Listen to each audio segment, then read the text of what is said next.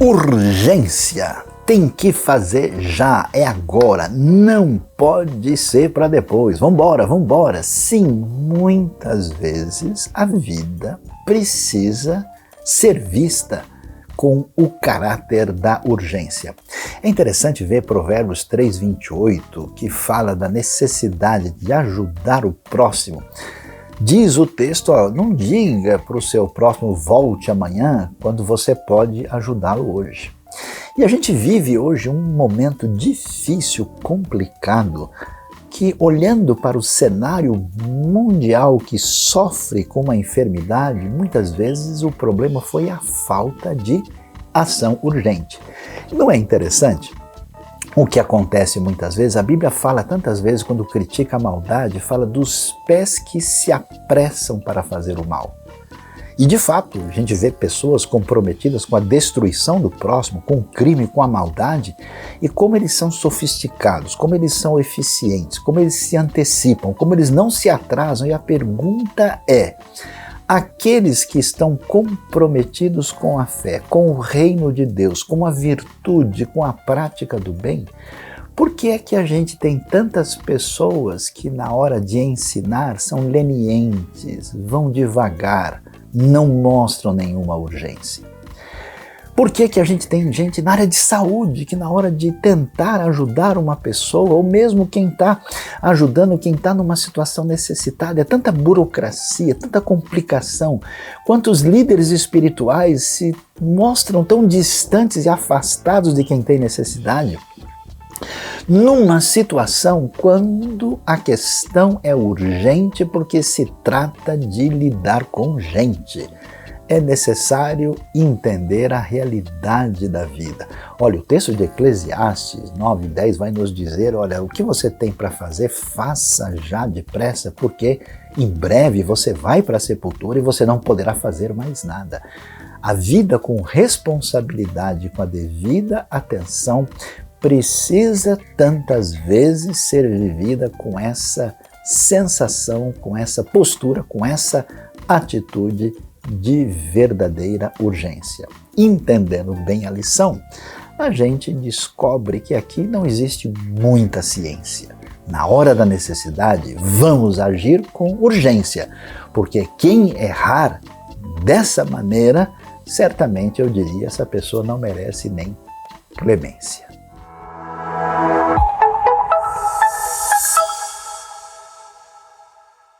Bom dia! Hoje é um dia muito especial porque juntos, como corpo de Cristo, podemos celebrar a Deus. E eu te convido a participar desse momento.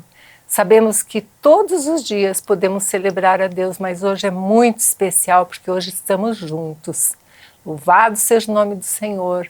Vem celebrar conosco.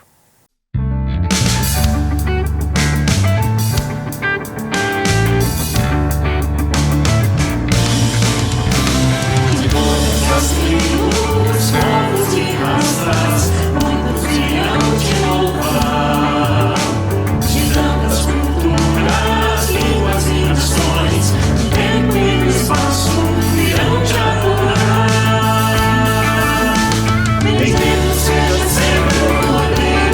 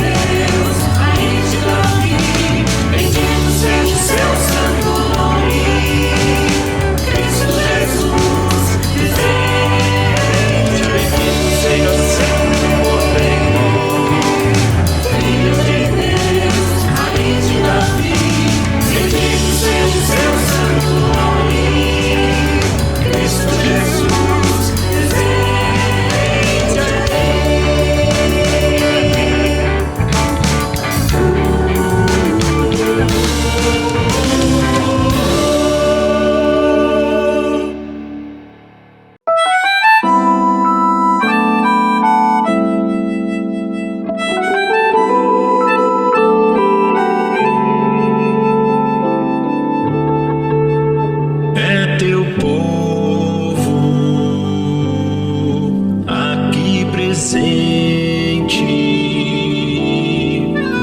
todos numa só voz declarando que só tu és grande. Exaltamos teu doce nome, pelo amor, pela cruz, por teu Filho Jesus, pois és santo, sim, és digno de louvor e de ser adorado. És bondoso, Pai querido, dentre todas as coisas tu és verdadeiro Senhor. É teu povo aqui presente, todos numa só voz declarando que só tu és grande. Exaltamos teu doce nome, pelo amor, pela cruz, por teu Filho Jesus, pois és santo, sim, és digno de louvor e de ser adorado. És bondoso, Pai querido, dentre todas as coisas tu és verdadeiro Senhor. Pois és santo, sim, és digno de louvor e de ser adorado. És bondoso, Pai querido, dentre todas as coisas tu és verdadeiro Senhor.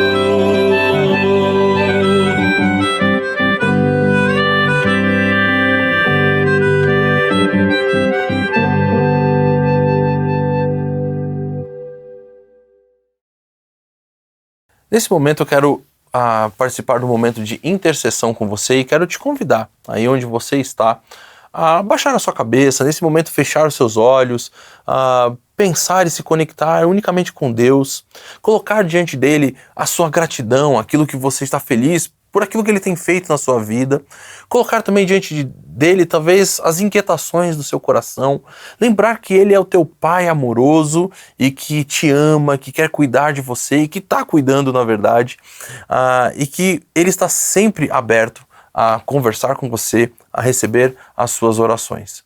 Vamos orar então nesse momento? Senhor, muito obrigado porque o Senhor é o nosso Deus, é o nosso Pai, porque cremos de todo o coração que o Senhor nos ama, que o Senhor quer o nosso bem, que o Senhor está ao nosso lado. Lembramos da promessa de Jesus ali no final do livro de Mateus, quando ele diz: estarei com vocês todos os dias. Senhor, mas apesar de tudo isso, sabemos que enfrentamos dificuldades na vida. E isso também faz parte dela, e a Bíblia mesmo nos fala que nós teremos dificuldades. E é por isso que eu clamo, Senhor, agora nesse momento, por cada um que está nos assistindo, por cada pessoa da nossa comunidade, pelo nosso mundo que está enfrentando dificuldades, a pandemia que ainda não cessou, pelo contrário, temos visto novos casos acontecendo, pela guerra, Senhor, pela maldade que existe no mundo. Eu peço que o Teu Santo Espírito possa agir nos nossos corações, para que nós sejamos realmente o diferencial nesse mundo. Possamos ser esses agentes especiais do Teu reino, trazendo graça, trazendo esperança, trazendo consolo, conforto, trazendo, Senhor, uma perspectiva nova de vida para todos aqueles que estiverem ao nosso redor. Senhor, é por isso que eu clamo que o Senhor, nesse momento, realmente invada os lares, que o Senhor possa estar presente em cada um dos que estão nos assistindo, para que eles sintam a Tua presença de uma forma marcante, e essa sensação, essa percepção tão especial do Teu amor possa ser vivida por eles, aonde quer que eles forem, para que eles também possam transmitir essa mesma emoção, essa mesma percepção da tua presença em nossos dias. É o que eu te oro, Pai, em nome de Jesus. Amém.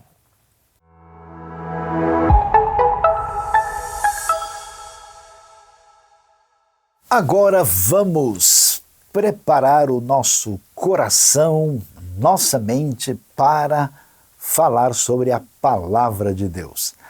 E hoje vamos pensar a respeito de justiça e comunhão, eis a questão. E para falar sobre esse assunto tão importante, nós vamos ler um profeta lá dos tempos mais antigos da Bíblia, o profeta Amós. E eu vou ler um trecho do capítulo 7 do livro de Amós, um profeta chamado profeta menor no Antigo Testamento. E o texto de Amós 7, do verso 10 em diante, diz o seguinte: Então o sacerdote de Betel, Amazias, enviou esta mensagem a Jeroboão, rei de Israel. Amós está tramando uma conspiração contra ti no centro de Israel.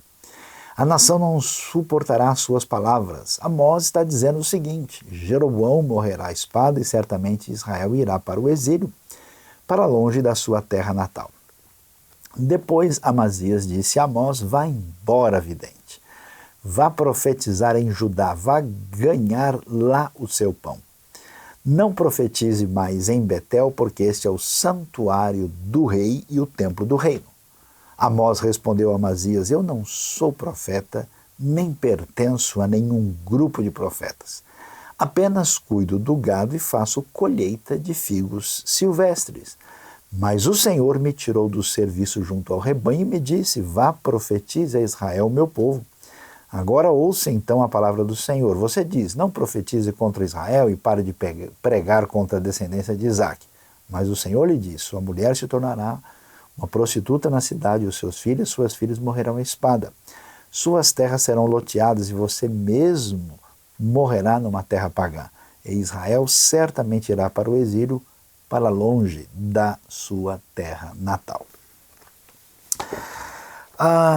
O livro de Amós, eu tenho certeza que não é um livro que você deve ter lido muito a respeito, nem recentemente, nem antes. Não é um livro assim, digamos, muito convidativo, né? Naquele livro assim, com mensagens agradáveis. Ele é um pouco forte, um pouco pesado. Amós era um profeta que falou num momento muito difícil da história, e eu acho que até muita gente, assim, quando ouve, né, falar sobre Amós, tem um cântico assim conhecido em muitos ambientes, né, e que o pessoal cantava: Não a nós, Senhor, não a nós, Senhor. Aqui acho que eles cantam: Não a nós, Senhor, não a nós, porque pouca gente quer ouvir o profeta Amós. E vamos ver o que estava acontecendo aqui. Era um momento difícil, nós estamos falando do 8º século antes de Cristo. Amós, aqui aparece uma referência ao rei Jeroboão, que a gente sabe que é o Jeroboão II, rei da parte norte ali da Terra Prometida, onde estava o reino de Israel, em oposição ao reino de Judá. Esse Jeroboão foi rei do ano 793 até o ano 753 a.C. Amós deve estar falando aqui por volta de 760 até 755 antes de Cristo, trazendo uma mensagem contundente da parte de Deus numa época de maldade, injustiça, exploração das pessoas, todo tipo, vamos assim dizer, de decadência espiritual e social da época. Quando a gente pensa sobre isso, o que é necessário entender aqui?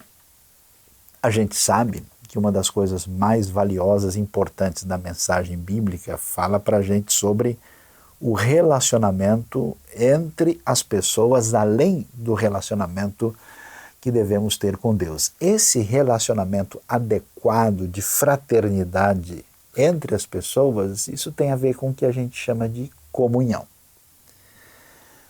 Quando a gente olha para a história humana, a gente vai ver aqui que existe, vamos assim dizer, uma proposta, um caminho anticomunhão. É interessante que quando o ser humano se afasta de Deus, a gente lê logo no início da Bíblia a história lá de Adão e Eva, e a história não fala somente da ruptura que eles têm com Deus. A gente vê que logo no primeiro momento que Adão abre a boca para explicar o que aconteceu, ele já coloca a culpa em Eva. Quando a gente vê a narrativa dos dois primeiros filhos ali, o Caim e Abel, você vê que o Caim mata Abel. Então a Bíblia está querendo dizer para a gente como é séria essa relação interpessoal e como esses desdobramentos afetam a vida humana.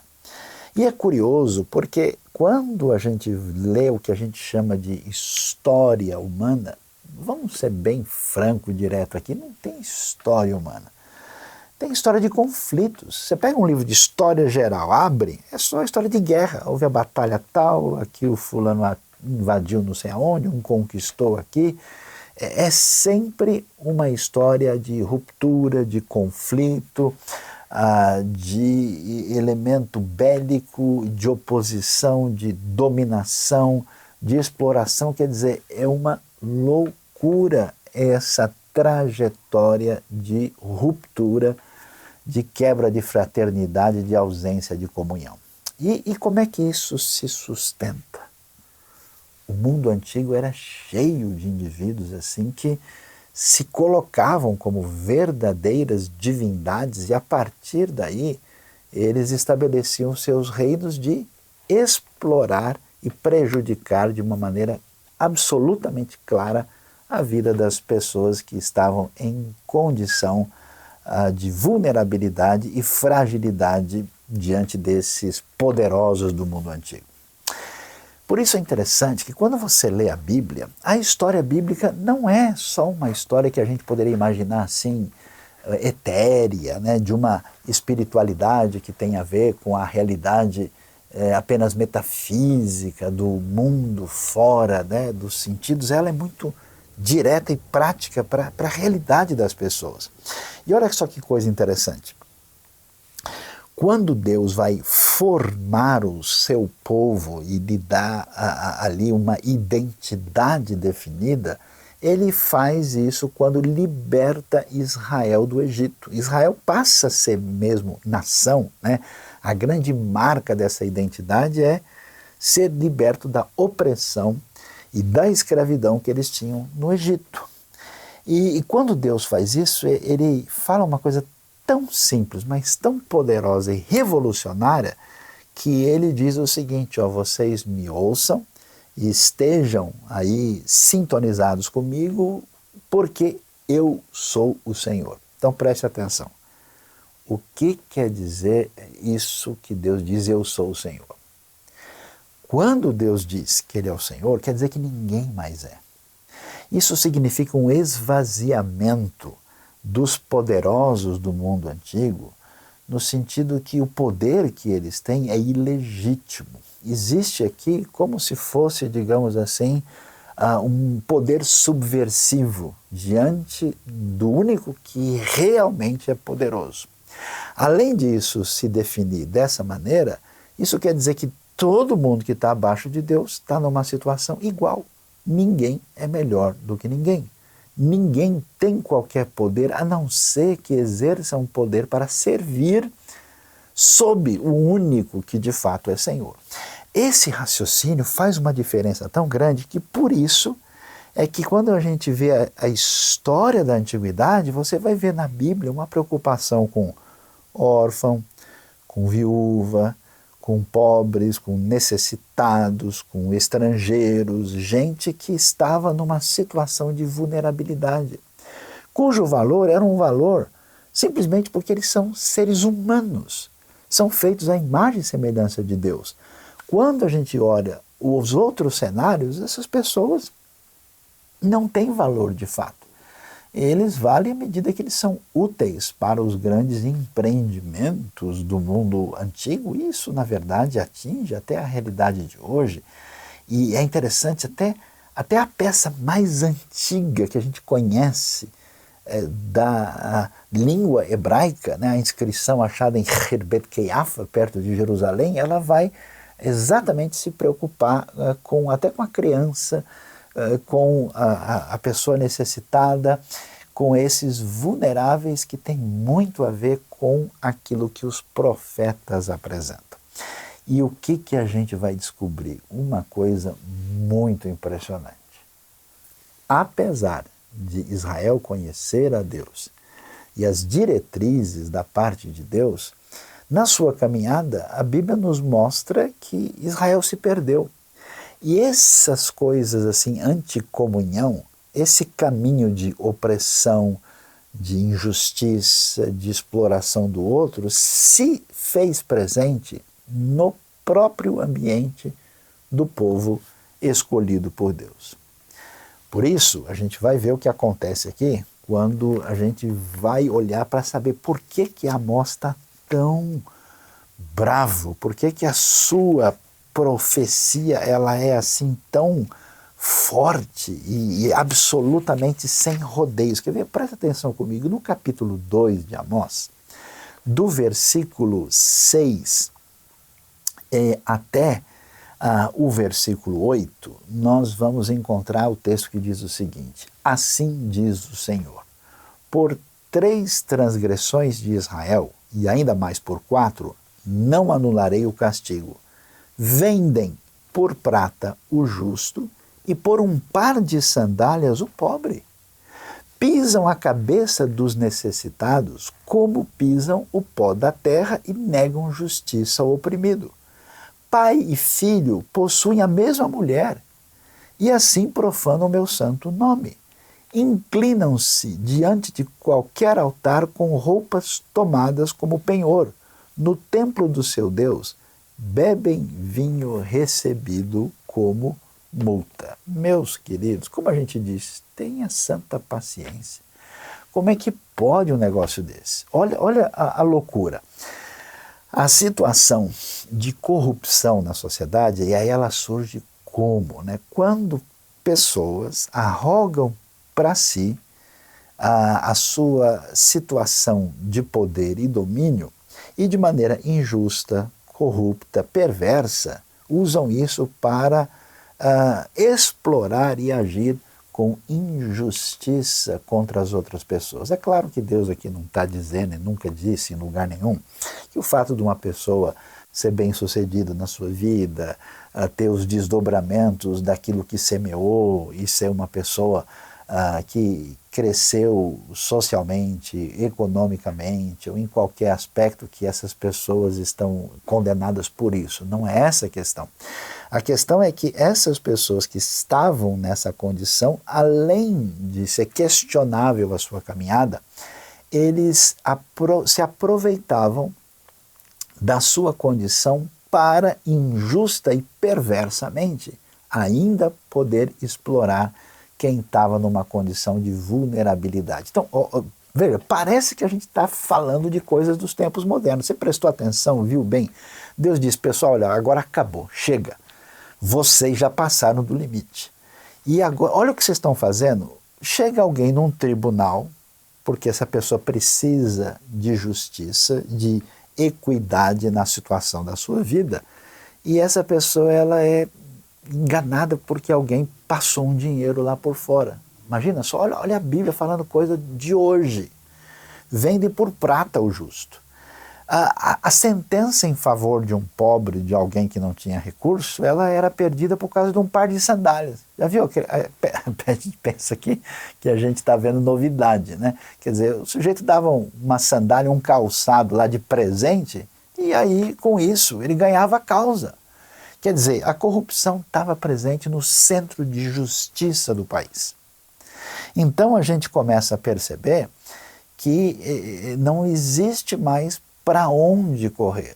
Quer dizer, o próprio governo, o próprio centro de administração de justiça estava contaminado. Eles pisam a cabeça dos necessitados como pisam o pó da terra e negam justiça ao oprimido. Quer dizer, a gente sabe, né? Existe até uma expressão no mundo que a gente fala que qualquer lugar para poder caminhar precisa do mínimo de segurança jurídica. Não tem isso aqui. Os próprios líderes, o rei, a corte, quem administra a justiça estão corrompidos. E olha só, a base disso, ela tem qual origem? A origem da corrupção, do afastamento, da responsabilidade moral e social tem origem espiritual. Olha que coisa, veja, preste atenção. O texto vai dizer que eles inclinam-se diante de qualquer altar com roupas tomadas como penhor. A lei bíblica era tão sábia que ela não permitia que, mesmo que uma pessoa tivesse endividada numa situação de necessidade, que ele pudesse sofrer uma espécie de abuso jurídico. Por exemplo, no mundo antigo a pessoa tinha lá digamos assim, uma túnica básica e uma espécie de manto que era colocado por cima, que servia ali meio como uma coberta, proteção de um frio, ajudava a pessoa, usava isso, eram as duas peças. Então a lei dizia, quando você for cobrar algo de alguém que está devendo, você não pode tirar as duas roupas do indivíduo. Quer dizer, havia um limite para que a dignidade da pessoa não fosse ferida. Aqui, eles tomavam roupas como garantia de uma maneira injusta. E tem mais, no templo do seu Deus bebem vinho recebido como multa. Quer dizer que no próprio ambiente religioso do templo, do espaço sagrado, eles estavam lá bebendo com o recurso que tinha vindo de uma multa aplicada sobre os adoradores. Ou seja, acabou, chutou o pau da barraca, detonou tudo. A gente vê a injustiça, a opressão, a atitude perversa feita por parte de quem governa e por parte de quem administra o sagrado.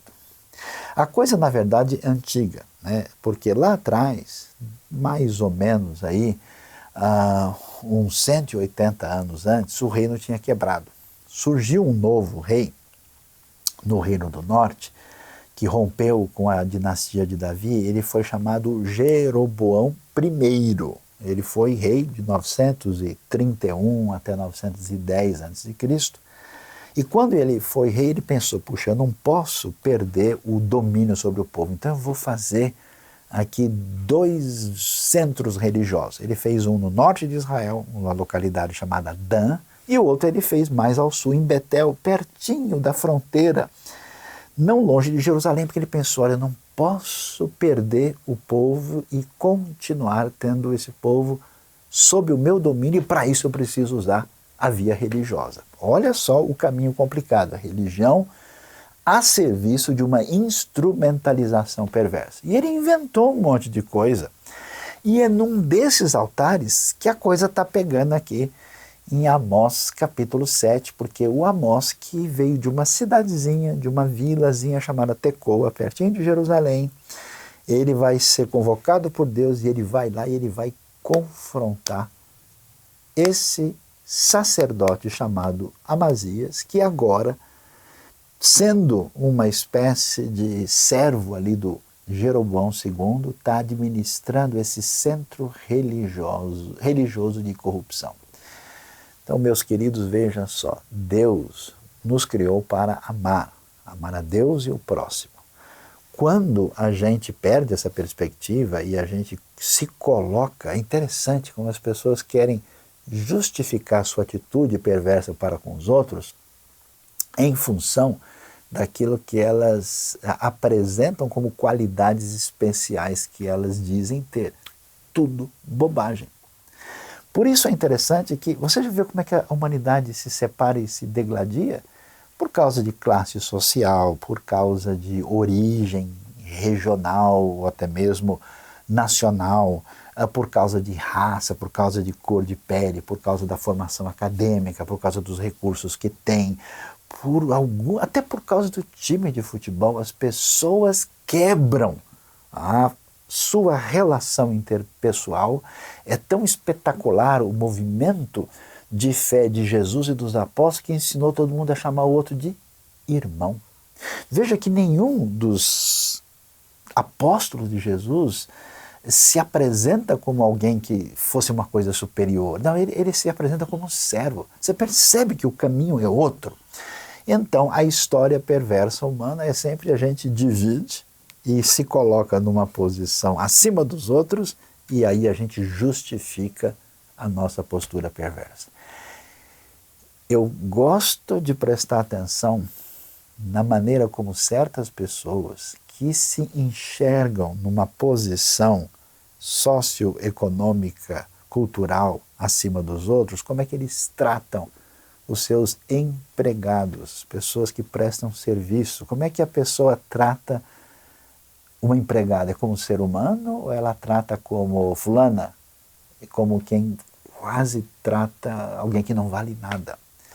Aí a gente vê a verdadeira sintonia da pessoa com o Deus que mexeu com Amós e convocou Amós para pegar pesado com essa turma. E o que Deus está falando? Ninguém imaginava, mas a questão é a seguinte: havia uma nação poderosa que agora estava ganhando força. Eles eram os assírios, moravam na região a nordeste da terra de Israel. E se esses israelitas e até mesmo o povo de Judá estavam agindo com injustiça, você não viu nada. Esses assírios são barra pesada. Então Deus diz o seguinte: olha, como vocês perderam o caminho, vocês vão passar por um momento difícil na sua história e Deus não vai segurar as pontas quando a Assíria chegar aqui.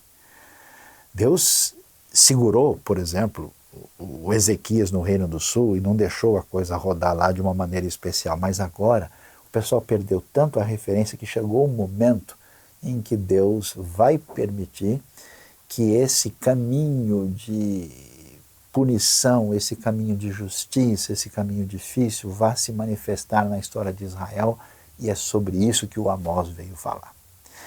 E aí a gente começa a ver por que o Amós está dizendo o que ele está dizendo, né? Aliás, convido você a dar uma olhada nessa situação, como o Amós fala isso com clareza quando a gente lê capítulo 4. Nós vimos o capítulo 7, vimos o capítulo 2, capítulo 4, a partir do verso 1. Amós diz o seguinte: ouçam esta palavra, vocês, vacas de Bazã, que estão no monte de Samaria, vocês que oprimem os pobres, esmagam os necessitados e dizem aos senhores deles: tragam bebida e vamos beber. O Senhor, o soberano, jurou pela sua santidade: certamente chegará o tempo em que vocês serão levados com ganchos e os últimos de vocês com anzóis, o que foi confirmado pela arqueologia. Cada um de vocês sairá pelas brechas do muro e serão atirados na direção do Armon, declara o Senhor.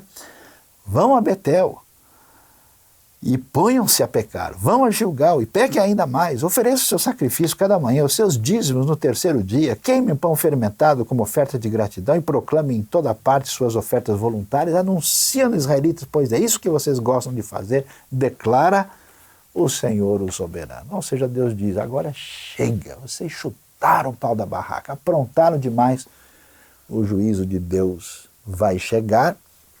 E ele chama o pessoal de vacas de Bazã. Bazã é uma região fértil, bonita, com uma área verde, com pastos assim. As vacas que estavam lá bem alimentadas eram fortes, eram gordas. Então ele diz: vocês não param de explorar quem está numa condição necessitada, vocês são injustos, desonestos, e vocês fazem isso com essas pessoas. E, pois é, agora vai chegar o tempo do juízo de Deus. Você já reparou isso? Não é interessante? Que quando a gente vai gastar com a gente, R$200, R$500, R$1.000, está bom, é pouco, a gente merece. Mas quando chega uma situação de uma pessoa de necessidade, R$50 vira muito, R$30 é um exagero. Afinal de contas, a pessoa está tendo aquilo que tem a ver com ela. Já reparou como é que é diferente? Você percebe onde é que está essa raiz de malignidade nesse processo? E é por isso que Deus manda o Amós. E aí a gente deve perguntar, que a coisa é mais complicada do que a gente imagina. O que é que Deus faz, vamos assim dizer, quando não tem mais jeito? Porque presta atenção aqui. O governo, a autoridade política se corrompeu totalmente. A autoridade religiosa também se corrompeu completamente. Está tudo assim ligado. É corrupção total. Isso não é coisa nossa de agora.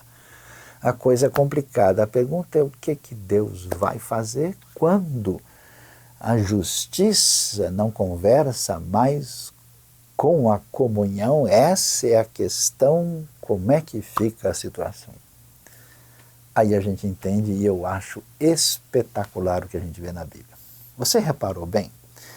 O Amós vai lá, como nós lemos no capítulo 7, e vai enfrentar esse sacerdote vendido, que é tipo um lacaio aqui do Jeroboão II, e ele vai dizer o seguinte, quando ele chega lá, ele começa a pegar pesado, dizendo: Amós está tramando uma conspiração contra ti, ó rei Jeroboão. E começa a fazer acusação pesada contra o Amós.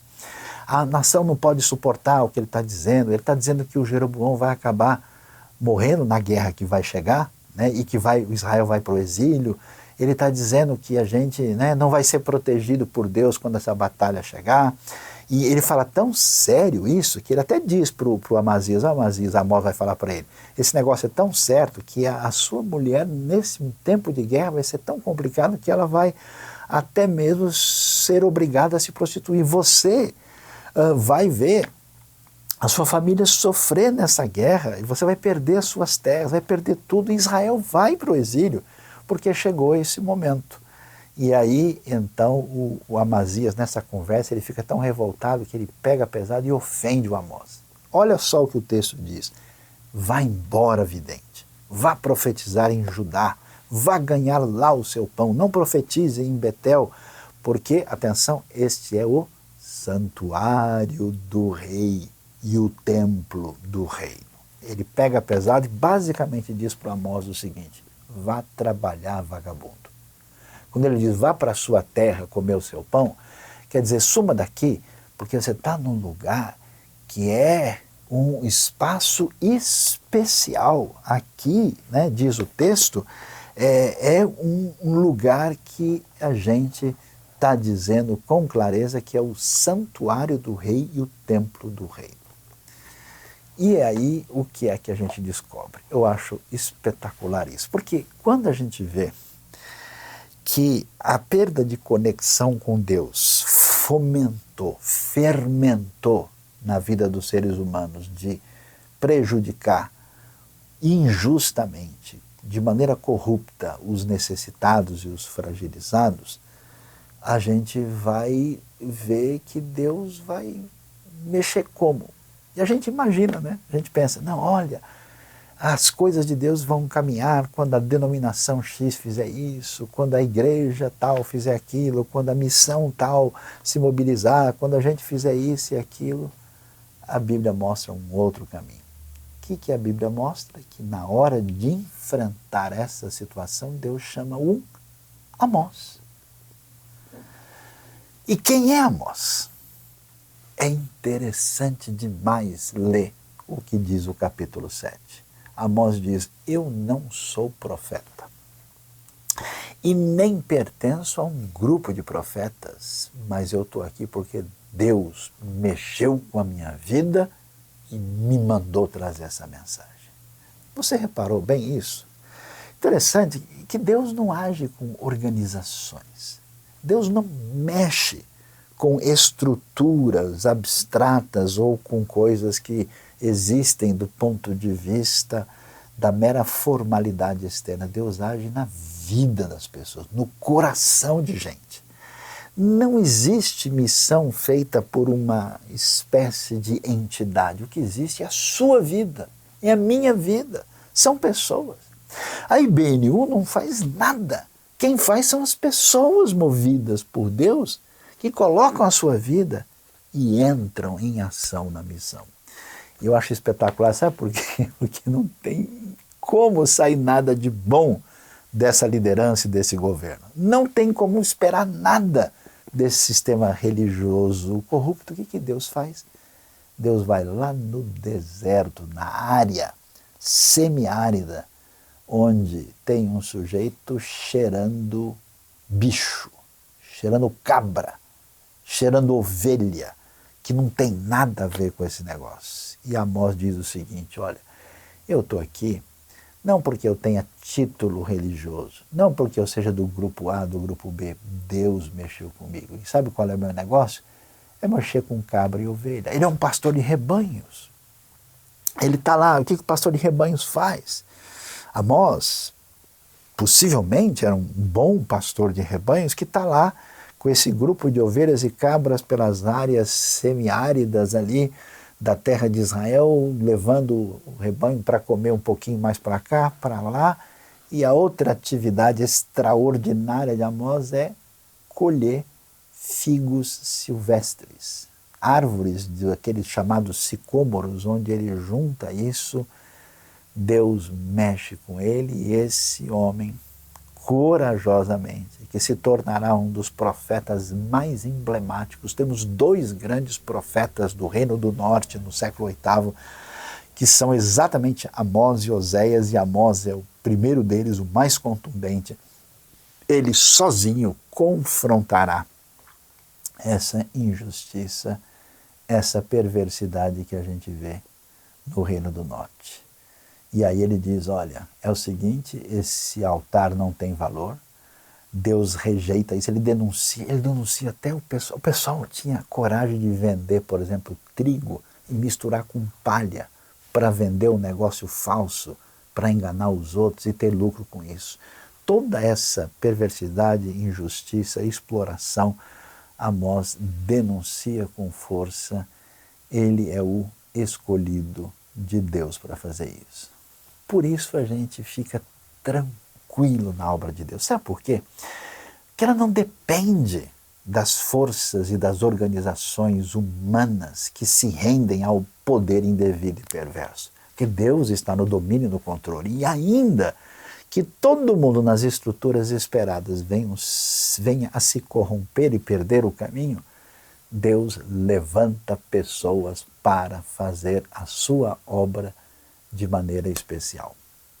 E aí a gente vai ver, sim, diferentemente do que se imagina, a gente vai ver como a proposta de comunhão entre as pessoas, essa fraternidade tão especial que vem da diretriz divina de amar a Deus e amar ao próximo, ela se mostra fazendo o quê? Quebrando essa cadeia de destruição de fraternidade. Eu acho tão interessante isso porque a gente vai ver, por exemplo, a história de Onésimo e Filemão. Era um senhor e um escravo da época romana. Só que os dois conhecem o Senhor Jesus. E aí esse sistema de opressão ele é quebrado por dentro, por aquilo que tem a ver com a intenção de coração. E aqueles que estão nessa situação de conflito e oposição e opressão agora, um olha para o outro e sabe que agora ele é irmão. Essa proposta é absolutamente fundamental para a gente não ver mais a outra pessoa como um instrumento do meu interesse, mas como alguém amado por Deus, que se torna meu irmão na fé e que faz parte da proposta da missão. Por isso é interessante, né? Não tem como a gente ter comunhão que produz justiça, sem estar de olho na missão. E por isso Deus movimenta e mexe com a vida de Amós para que ele venha fazer isso. Amós vai ter crítica, vai enfrentar oposição e calúnia pesada, ele vai ter um desgaste forte pessoal e emocional, mas ele está fazendo o que Deus colocou para ele na sua vida. Diante disso, eu quero trazer um desafio para a nossa vida. A pergunta para nós é: de que lado a gente está?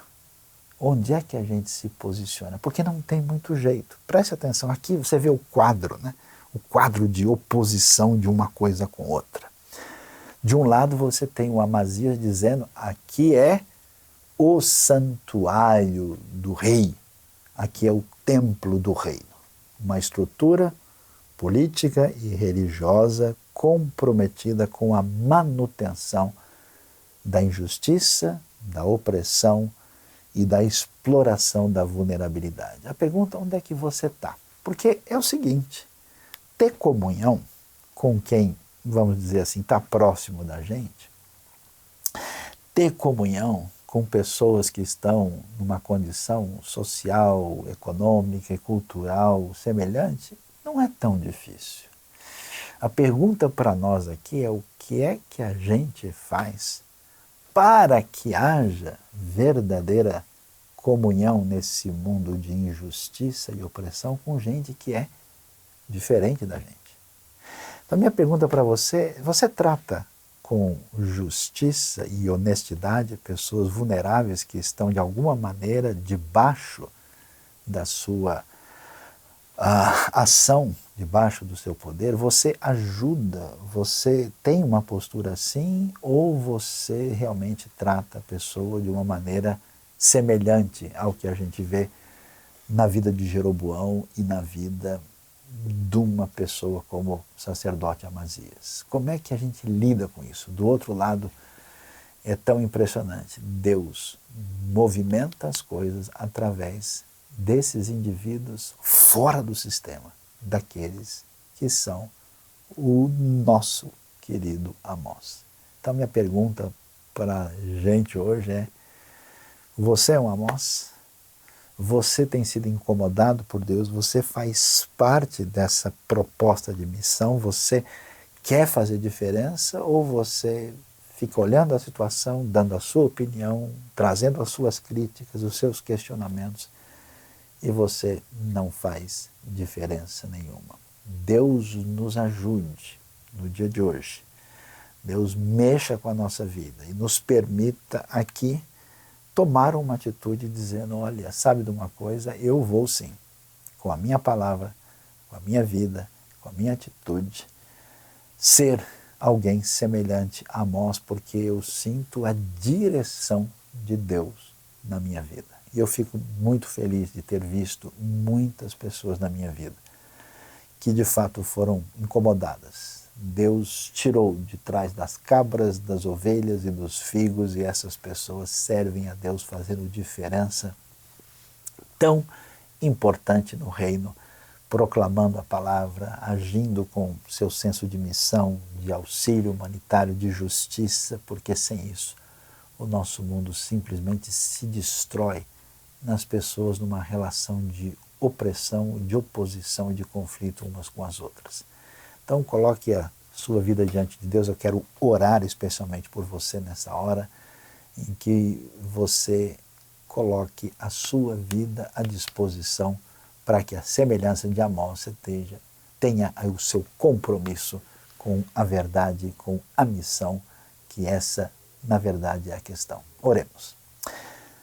Deus bondoso, Pai querido, em nome de Jesus eu quero pedir que o Senhor movimente, mexa nos corações nesse dia, para que aqueles que ouvem a Tua palavra, Deus, entendam a situação complicada de quebra de fraternidade, de opressão que nós temos, e que o Senhor levante, ó Deus. A gente sabe que a solução está na nossa vida, na nossa mão, na nossa entrega, no nosso chamado, e que o Senhor abençoe aqueles que se colocam diante de Ti nesta hora, para que eles sejam tocados e movidos por Ti, a semelhança de Amós. Te louvamos, te agradecemos, pedindo a Tua bênção e os desdobramentos do Teu Espírito no coração daqueles que procuram a Ti hoje.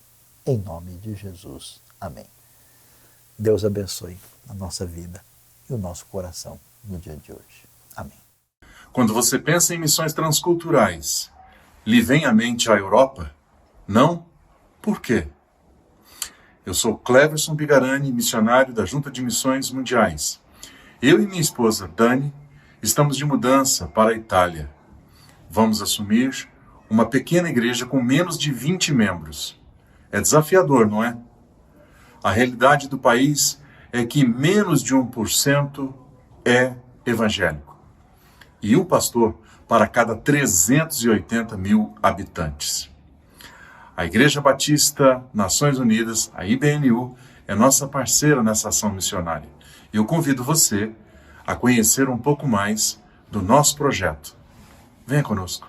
Nossa alegria na IBNU é servir no reino de Deus E a gente serve de diversas maneiras, né? Com a nossa vida, com o nosso coração, com os nossos dons e talentos. Temos muitos ministérios especialmente dedicados, mas também com os nossos recursos, né? A gente sabe que Deus nos provê com bens, com alimento, com sustento e com recursos, não somente para que a gente tenha uma vida tranquila, mas para que a gente possa ser canal de bênção na vida dos outros. Então eu convido você a fazer parte desse momento de celebração, quando a gente dedica os nossos dízimos, ofertas, contribuições, doações, que envolvem todo tipo de trabalho na IBNU. A gente faz isso para continuar mantendo essa transmissão, o ensino bíblico, os nossos cursos que são gratuitos, tudo que a gente oferece não tem qualquer cobrança, e também pelo nosso trabalho, né, presencial ali que acontece no WTC em São Paulo, pelos nossos diversos pontos de expressão do Evangelho em projetos missionários, humanitários, de implantação de igreja, que hoje atinge vários lugares do Brasil e do mundo, praticamente em todos os continentes. Você é meu convidado a fazer aquilo conforme o desejo do seu coração e a sua gratidão. Nós temos esse momento de oferta que a IBNU certamente utiliza com toda responsabilidade e intencionalidade muito séria e muito correta. Então, se você desejar nos ajudar, inclusive pode até escolher, eu quero ajudar mais a África, o Nordeste, ou as pessoas em São Paulo, ou projeto desse tipo ou de outro, ou área de ensino. Você é livre, isso envolve a sua relação com Deus e a sua situação pessoal de gratidão e investimentos no reino. Então vamos entregar esse momento diante do Senhor. Deus bondoso, Pai amado, obrigado pela tua bênção, obrigado pelo sustento da nossa vida, obrigado por tudo. E agora queremos orar pelos projetos da IBNU, especialmente pelo projeto da Itália, que foi aqui mencionado. Abençoa a Itália, a Europa, na sua necessidade espiritual profunda. Abençoa o Brasil, abençoa, Deus, as Américas, a África, a Ásia e tudo aquilo que envolve o esforço motivado por Ti daqueles que servem a Ti, que estão alinhados com o Teu reino e que nos abençoam aqui na IBNU. Pedimos a Tua bênção, a Tua direção e a Tua mão abençoadora para que esses recursos redundem para a Tua glória e para o crescimento do reino. Em nome de Jesus. Amém.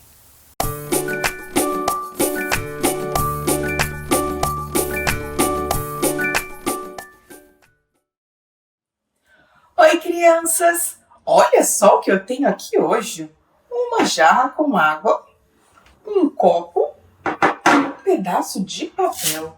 O que será que a gente vai conversar hoje com esses materiais aqui? Crianças, imaginem que essa jarra daqui é Deus. Deus, Ele é grande e poderoso. Deus é o único capaz de fazer qualquer coisa e Ele conhece os nossos corações. Ele conhece tudo o que está acontecendo. Mas nós somos como esse copo aqui, comparado com Deus. Somos pequenos, frágeis.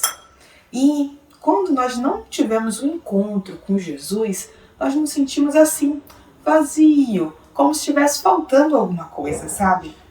E aí, quando isso acontece na nossa vida, a gente fica assim meio brocochô, meio triste. Mas quando nós temos um encontro com Jesus, conhecemos Jesus, é como se Ele enchesse o nosso coração assim, ó, igual essa água aqui, entrando dentro do copo. E aí a gente se sente cheio, completo, alegre, feliz. É muito bom. Mas sabe que às vezes o tempo vai passando, vão acontecendo uns problemas na vida. E aí a gente fica meio assim, sem confiar em Deus às vezes, sabe? Quando isso acontecer com você, eu quero muito que você lembre de Provérbios 3:5. Provérbios 3:5 diz assim: confie em Deus de todo o seu coração. É isso mesmo, a Bíblia nos ensina que nós devemos confiar em Deus. independente do problema que a gente está vivendo. Sabe por quê?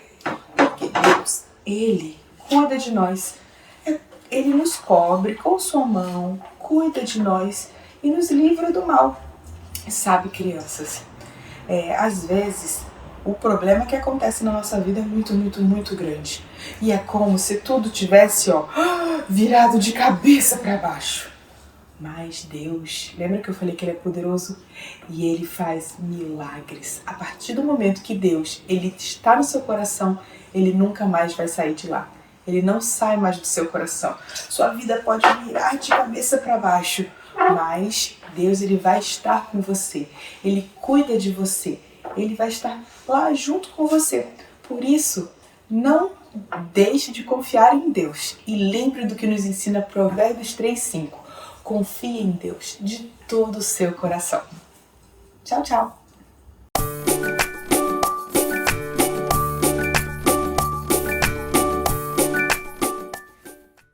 Eu também tenho um convite muito especial para você.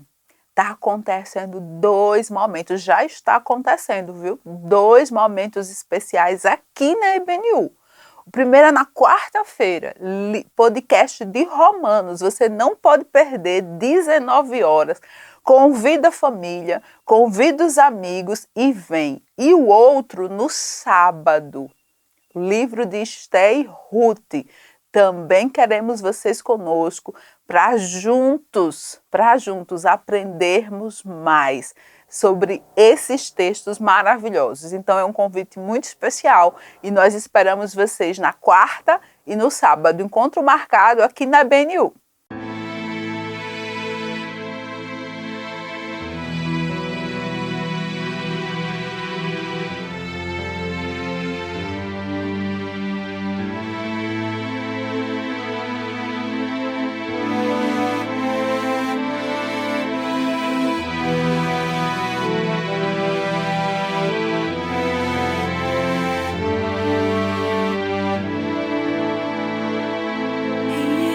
Yes.